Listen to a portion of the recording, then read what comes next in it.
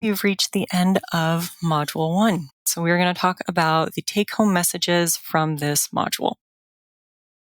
Obsessive compulsive disorder consists of three main components: distressing, intrusive thoughts, images, and urges, which are the obsessions; excessive, repetitive behaviors that are mental and physical, those are the compulsions; and the disorder aspect of the word refers to that these have a negative impact on the person's life.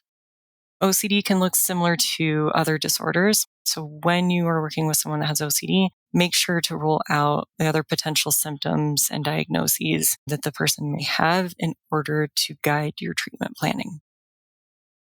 Acceptance and commitment therapy, also known as ACT, is an acceptance and mindfulness-based behavioral intervention, and it is used often for OCD. It's based on the basic behavioral science of language and cognition, referred to as RFT, relational frame theory, and rule-governed behavior. ACT focuses on the ways that we interact with our internal experiences rather than attempting to change those internal experiences, which can be unchangeable. ACT aims to increase psychological flexibility. It's the main mechanism of change, and it does that through 6 core processes. These are being in the present moment, acceptance, diffusion, self as context, values, and committed action.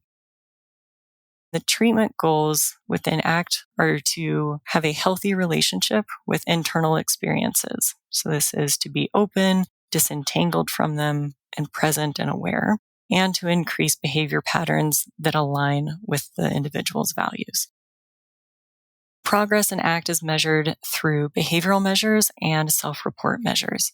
Behavioral measures can include tracking the quantity of compulsions or problematic behaviors, and it can be used to track the engagement in valued behaviors or behaviors that are more useful or healthy for them.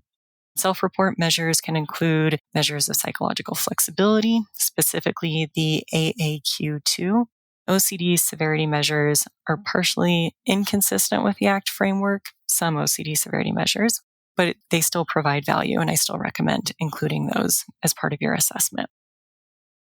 In exposure and response prevention, or ERP, it's recommended as the first behavioral treatment to use in treating OCD, just based on the robust evidence base that it has.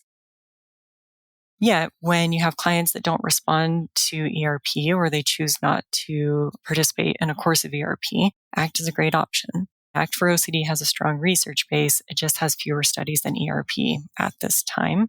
ACT has been studied with and without exposures and has been found to be effective in both of those scenarios.